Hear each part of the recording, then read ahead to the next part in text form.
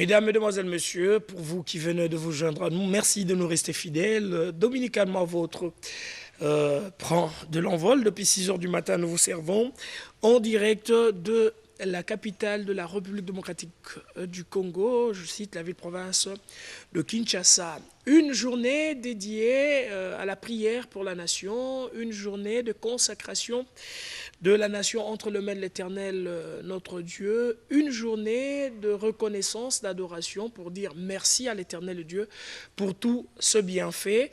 Et c'est ce 23 juin déjà, au stade de martyrs de Pentecôte, situé dans la commune de Kinshasa, où les Congolais et les Congolaises vont se retrouver pour dire merci à Dieu. De partout où vous êtes, à travers la République, vous pouvez aussi le faire tout en suivant. Dès qu'il sera 10h, 10h30, prenez le temps de fléchir vos genoux pour dire merci à l'Éternel, notre Dieu.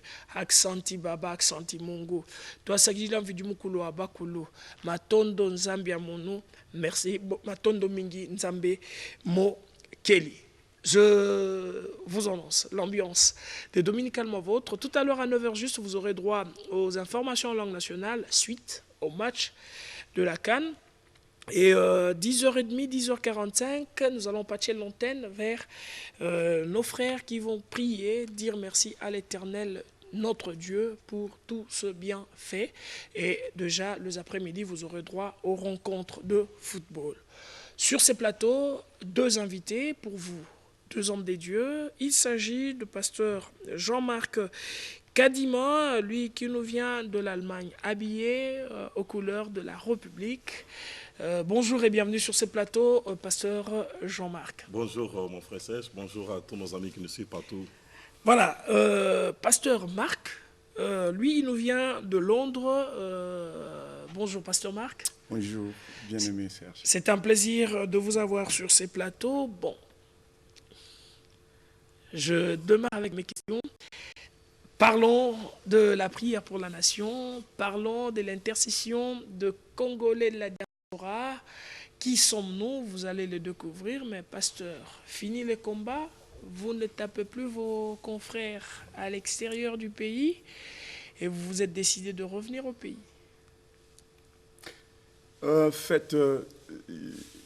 Il faut dire que on a été victime. La plupart de nous dans la diaspora, nous avons été victimes.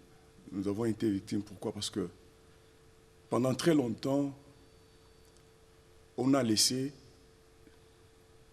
les fous parler dans les médias, qui a donné l'impression, soit à l'opinion nationale et internationale, que au Congolais, enfin au Congo, tout le monde était pas normal. Ce qui a fait que tout celui qui entend que quelqu'un vient de l'Europe, la diaspora, c'est un combattant. Si nous sommes combattants, on n'est pas le combattant du genre barbare pour combattre son compatriote congolais. Pendant des années, je le répète, nous avons laissé beaucoup de gens qui n'ont pas de probité morale de prendre les écrans, de prendre les micros, et ils ont parlé de notre part. Laisser le monde croire qu'il n'y a pas de sages, il n'y a pas des hommes et des femmes qui réfléchissent au Congo. C'est ce qui nous a fait défaut. Mais cette fois-ci, nous nous sommes levés pour mettre fin à ce portrait-là qu'on nous a donné, nous tous. Alors, dommage pour l'impression qu'il y a eu, mais sachez qu'en Europe, il y a des hommes et des femmes, des Congolais sérieux, qui font usage de leur cerveau et qui sont des hommes réputés, stables, travailleurs et qui ont toujours une bonne pensée par rapport à notre chère patrie, à notre chère nation. Merci, pasteur Jean-Marc. Pourquoi vous êtes habillé aux couleurs nationales? Merci beaucoup. C'est justement une affaire d'identification. On a un sérieux problème dans notre pays. Comme le disait Lumumba disait, le Congo est grand et il exige de nous de la grandeur. Et quand nous regardons bien le sérieux problème que nous avons au Congo, c'est le Congo est grand mais le Congolais est petit. on n'arrive pas à nous identifier à la grandeur, à la hauteur de notre nation. On n'arrive pas à s'élever. Les Congolais, c'est un prince, mais un prince qui s'ignore. La Bible dit dans le livre de, disons, Ecclésiaste 17, « J'ai vu dans un royaume des princes marcher par terre et des esclaves sur les chevaux. » Donc nous avons une nation dont nous ignorons son profil spirituel. On ignore l'identité, la grandeur, la puissance, l'avenir, même la destinée de notre nation, nous ignorons. Quand vous entrez dans la maison d'un Américain, vous verrez son drapeau. Le drapeau même dehors. Donc c'est un signe d'identification pour nous montrer nous devons être un avec notre nation pour pouvoir bénéficier de ce que Dieu a placé dans cette nation. Quel est l'objet de votre présence au pays et comment êtes-vous arrivé ici? Nous allons dire, ça fait depuis plus de 7 ans que nous prions pour le pays, disons en Europe. Il y a des gens qui prient aussi partout pour le Congo, mais d'une manière permanente, nous prions depuis plus de 7 ans. On demandait à Dieu de susciter un président chrétien dans cette nation qui amènera le Congo à Dieu. Pourquoi? Parce que notre nation, c'était une nation qui était sous la malédiction. Donc les dirigeants qui ont dirigé ces pays ont fait des pactes, des alliances avec les diables, ils ont plongé la nation dans les ténèbres. Et les Congolais ont souffert de cela. Donc nous sommes la nation la plus riche de la terre avec la population la plus pauvre. Il y a un contraste qu'on ne peut pas expliquer. Il y a des nations qui ne sont pas comme les nôtres, qui n'ont même pas les 1% de ce que nous avons, mais dont la population vit dans la noblesse, dans la dignité, dans la grandeur. Mais nous sommes une nation qui est vraiment détruite presque. Pourquoi? Parce qu'il y a eu des alliances démoniaques des ténèbres. Il fallait faire sortir cette nation des ténèbres. Et ce ne sont pas les pasteurs qui le feront, ce ne sont pas les églises qui le feront, mais on avait besoin d'un président, d'une autorité, l'autorité suprême de la nation, qui va amener cette nation à Christ. En Israël, on appelle ça le Yom Kippour, c'est-à-dire la journée de la repentance nationale. Tout le peuple s'est présenté devant Dieu, et les rois et les sacrificateurs, pour demander pardon à Dieu et réconcilier la nation. Donc il y a des grandes nations dans le monde qui ont posé leurs fondements sur ces choses. Alors chez nous, quand on priait, on disait Dieu doit susciter un président chrétien, c'était comme une utopie. Hein? Les gens pensaient, bon, qu'est-ce que vous pensez, qu'est-ce que vous dites? Mais aujourd'hui, c'est la réalisation. Il y a aujourd'hui la prière que le président de la République a convoquée. C'est une convocation solennelle.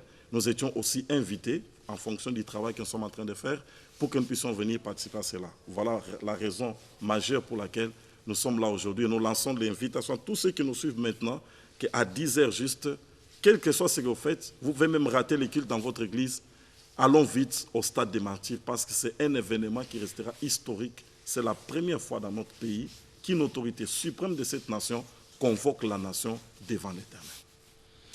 Eh oui, puisque vous y êtes, puisque vous avez passé l'invitation, mais nous apprenons aussi que vous organisez encore une journée de prière ou une journée de conférence, échange autour de l'identité.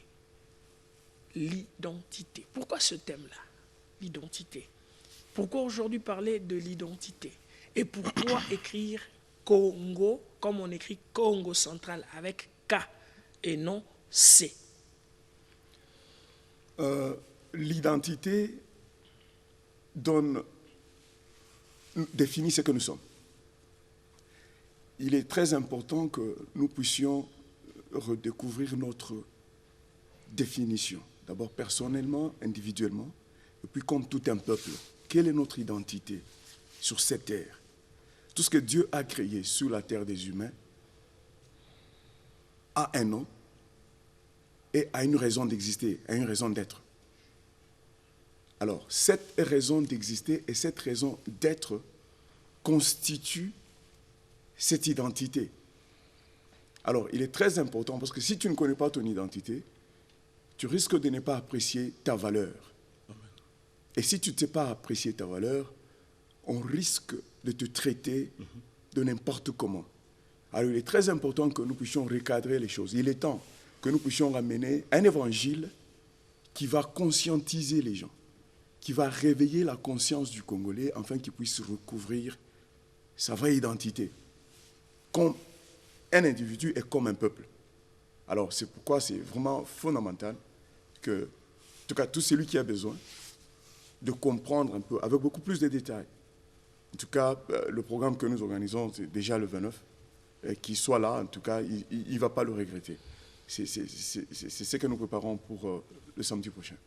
Et le thème, c'est l'identité et la destinée du Congo. Vous avez demandé Congo, pourquoi Congo avec K. La Congo destinée avec K. du Congo, l'identité, Congo avec K. Congo avec K. Vous savez, depuis l'origine du mot Congo, on ne l'a jamais écrit avec C. Lorsque Diego Cao est venu, il a découvert, comme on dit, l'embouchure. Ce n'est pas lui qui a découvert. Il a vu l'embouchure du fleuve Congo pour la première fois. Il a trouvé Congo, il s'écrivait avec K. Les gens qui sont venus, ils ont changé. On a enlevé les K pour mettre les C. Lorsque vous prenez toutes nos langues ici au Congo, vous ne trouverez jamais la lettre C. La lettre C, c'est une lettre qui n'existe pas dans nos langues. Quand vous prenez Katanga, il ne s'écrit jamais avec C, avec K. Kinshasa, il s'écrit avec K. Kabulo, il s'écrit avec K. Kyungu, Katuba, Kabalo, Kabongo, il ne s'écrit pas avec C. Lorsqu'on a pris une lettre qui n'est pas la nôtre, on l'a mis sur notre nom, on a changé notre identité. Et lorsqu'on change ton identité, tu ne pourras jamais accéder à ta destinée. On a mis quelque chose qui a enlevé en nous l'essence même des lettres de ce que nous devions être. Donc le Congolais est inconscient aujourd'hui. Le Congolais ne connaît pas ce qu'il est. Vous savez, il y a un homme qui a dit, Socrate, et c'est quoi, c'est Socrate, il a dit, connais-toi toi-même. Donc si quelqu'un ne se connaît pas, donc c'est quelqu'un qui sera perdu.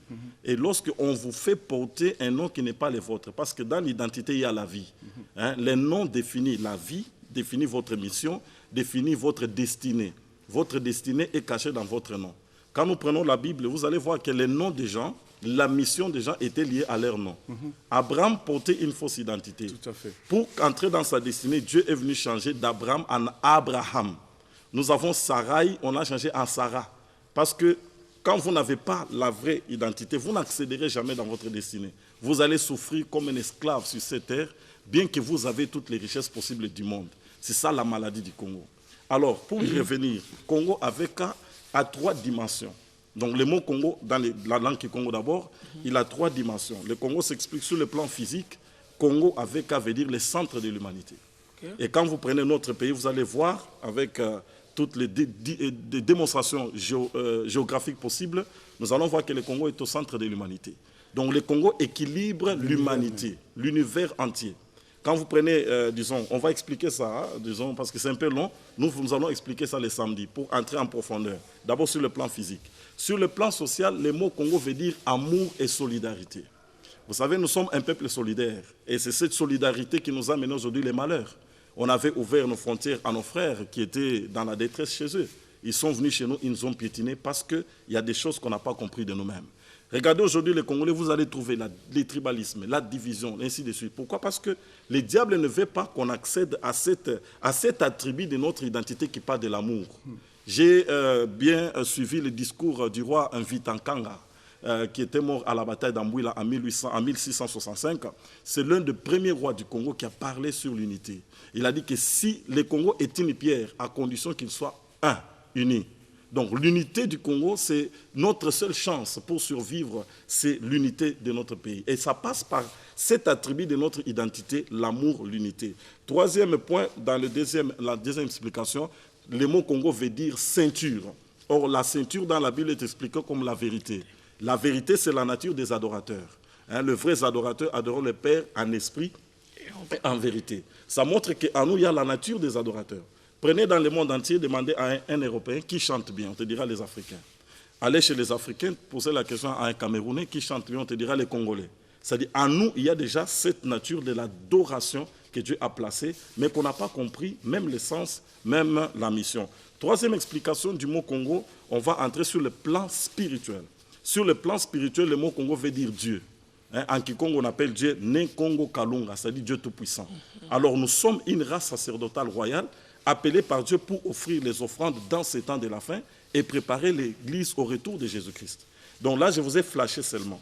Mais on aura le temps d'expliquer en détail. C'est la matière qu'on va consommer le 29. Le 29. Donc le 29, nous appelons au sacerdoce, les serviteurs de Dieu. Vous savez, une nation, les sacerdoces, déterminent la destinée d'une nation. Les sacerdoces, c'est les A et les O. Partout où vous passez, vous avez affaire avec les sacerdoces. Donc, il faudrait que les hommes de Dieu, si cette nation est là où elle est, en partie, l'Église porte une grande responsabilité. Nous avons 4 types d'âmes au monde. Les premiers types d'âmes, ce sont les sacrificateurs. Les sacrificateurs, ce sont les gens qui influencent votre vie. Hein? Ce sont des gens qui portent la lumière. Donc, au-dessus de tout ça, nous avons des sacrificateurs. Vous savez, vous pouvez marcher à pied nus toute votre vie parce que quelqu'un vous aurait parlé à votre esprit. Vous voyez les gens qui sont en train de porter les bombes et s'exploser, ils ont écouté la voix d'un sacrificateur. Et les sacrificateurs déterminent beaucoup de choses. Mais les sacerdoces dans notre nation n'étaient pas à la hauteur de sa mission pour amener cette nation dans sa gloire et sa destinée. Donc nous appelons les sacrificateurs, les serviteurs de Dieu. Le 29 juin, nous sommes à Kitega, numéro 110, c'est disons l'église Temple chrétien Mont-Carmel, au croisement des avenues Kassavou et commune de Kinshasa. De 11h à 14h, on a besoin des pasteurs, des serviteurs de Dieu. Nous voulons leur parler. Déclencher la chose. Nous allons le déclencher. Et de 14h à 17h, nous aurons le temps d'adoration et on va maintenant expliquer l'identité et la destinée. Vous êtes invités. Merci beaucoup, J. Serré. Et vous, quant à vous, qu'est-ce que vous nous dites? Pasteur Marc, placez un mot pour que nous puissions nous quitter. Un mot que je voulais ajouter, alors qu'on parlait de notre identité, nous avons une histoire éloquente de Jacob, que tous nous connaissons, que son nom qui voulait dire un voleur, dans les termes les plus simples. Mais pour qu'il puisse rentrer dans sa destinée, pour qu'il puisse... En fait, il faut faire la nuance. Il avait déjà des bétails, il avait des serviteurs. Humainement parlant, on dirait qu'il était déjà béni. Il avait tous les acquis, il avait déjà 2 femmes. Humainement parlant, il avait tout. Il était béni matériellement. C'est que les gens spirituellement. Mais lorsque Dieu le regardait, il n'était pas encore béni. Il n'était pas encore rentré dans sa destinée. Il fallait changer son nom. Et Dieu lui dira qu'on ne t'appellera plus Jacob. Tu seras appelé Israël, le bien-aimé, choisi de Dieu. Quand il est entré, même son frère, qui l'en voulait, quand ils se sont croisés avec son frère l'a embrassé. Ils ont fait la paix. Il est rentré dans sa destinée. Alors, merci, pasteur. Très important. Le temps nous fait défaut. Le rendez-vous est pris pour ce 29, mais tout à l'heure, c'est au stade de Martyrs. Le serviteur de Dieu y seront. Et aujourd'hui, je peux vous dire que je comprends. Depuis que le Congo central s'écrit avec K, l'unité revient dans le Congo central. Les élus du Congo central, ils veulent tout faire ensemble. Je comprends le secret de Né Congo. Donc, il est temps qu'on puisse proposer aux législateurs de revoir la